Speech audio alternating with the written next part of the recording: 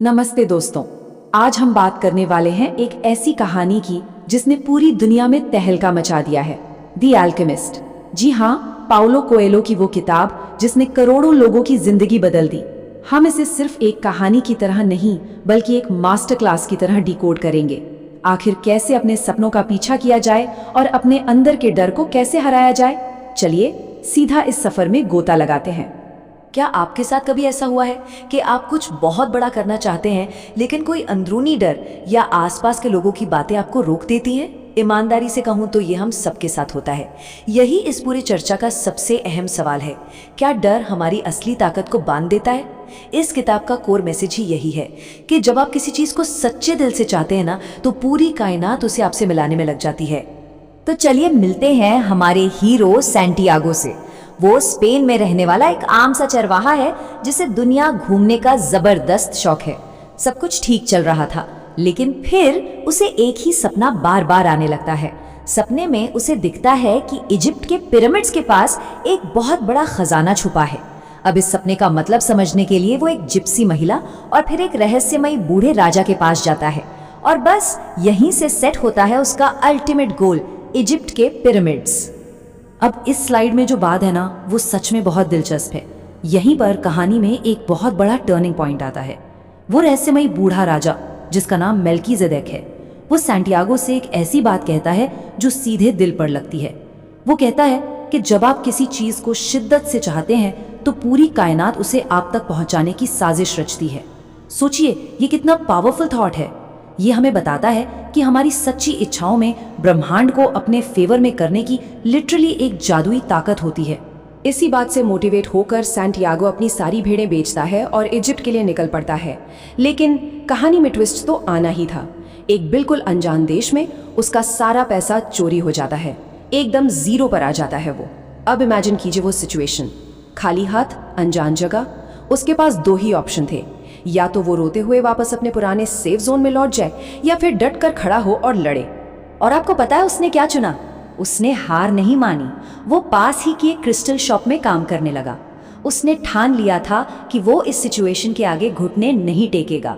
उसने अपनी जी तोड़ मेहनत और कुछ बिल्कुल out of the box ideas लगाए, और देखते ही देखते उस क्रिस्टल शॉप की सेल्स आसमान छूने लगी। ये कोई छोटी बात नहीं थी। यहाँ से हमें एक बहुत सॉलिड लाइफ लेसन मिलता है जिसे हम वैल्यू क्रिएशन कहते हैं।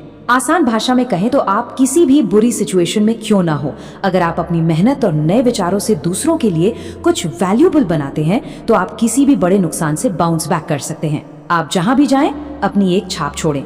इसी माइंडसेट की वजह से कुछ ही महीनों में सैंटियागो ने अपना खोया हुआ पैसा फिर से कमा लिया। पैसे वापस आने के बाद हमारा हीरो एक कारवां के साथ रेगिस्तान के सफर पर निकल पड़ता है। रास्ते में उसकी मुलाकात एक अंग्रेज से होती है जो दिन रात किताबों में सिर घुसाए अल्केमी यानी कीमियागिरी पढ़ रहा था।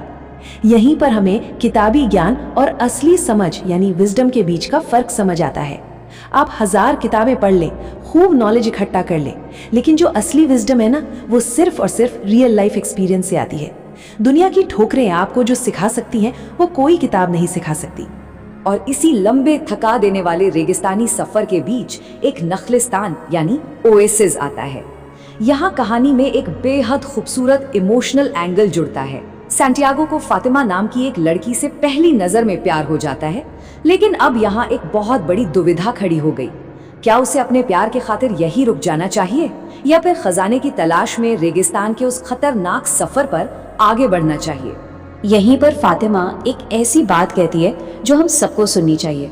वो समझाती है कि सच्चा प्यार आपको कभी पीछे नहीं खींचता। वो कोई पिंजरा नहीं है, बल्कि वो तो एक कैटलिस्ट है, एक प्रेरणा है।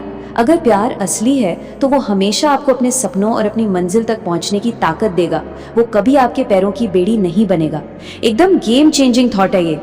आगे चलकर रेगिस्तान के सबसे खतरनाक हिस्से से ठीक पहले सैंटियागो की मुलाकात फाइनली उस शख्स से होती है जिसके नाम पर यह किताब है, द अल्केमिस्ट।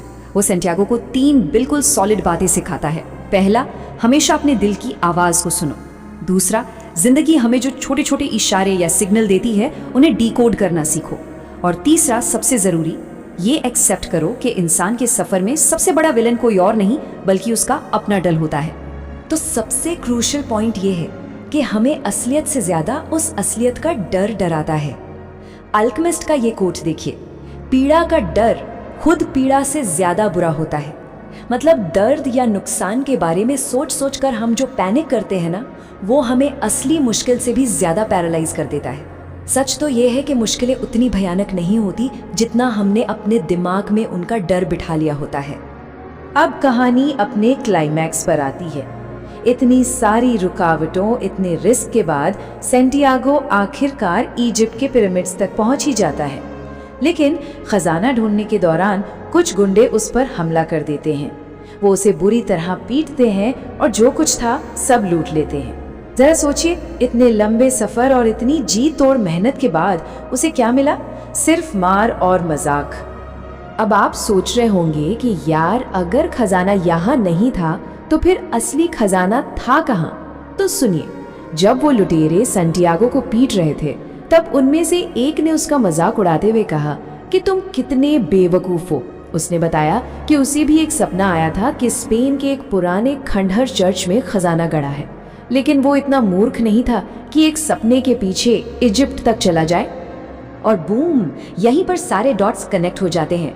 क्या आप यकीन करेंगे, असली खजाना ठीक उसी जगह जमीन में गड़ा था जहां से सैंटियागो ने अपना सफर शुरू किया था, उसी पुराने स्पेनिश चर्च में। वो वापस स्पेन जाता है और उसे अपना खजाना मिल जाता है। लेकिन ये सिर्फ सोने चांदी की बात नहीं है, ये हमें बताता है कि खजाना हमेशा हमारे आसपास, हमारे अंदर ही होता है। बस हमें उसे पहचानने के लिए एक सफर तय करना पड़ता है। और ये कहानी बहुत ही शानदार तरीके से हमें लाइफ के 5 कोर लेसन्स देती है। पहला, अपने सपनों के पीछे पागलों की तरह भागो। दूसरा, प्रॉब्लम्स को अपनी कामयाबी की सीढ़ियां बना लो। तीसरा, अपने दिल की जीपीएस पर हमेशा भरोसा रखो। चौथा, उस डर को अपनी जिंदगी से निकाल फेंको जो शुरू होने से पहले ही हार तय कर देता है। और पांचवा, सबसे जरूरी, ये समझो कि वो मंजिल नहीं बल्कि वो पूरी जर्नी है जो आपको अंदर से बदलकर खुद एक असली खजाना बना देती है। तो दोस्तों, ये सफर कोई ऐसी वैसी फैंटेसी नहीं है, ये जिंदगी को देखने का एक बिल्कुल नया चश्मा है। अब सवाल ये है कि आप क्या करेंगे?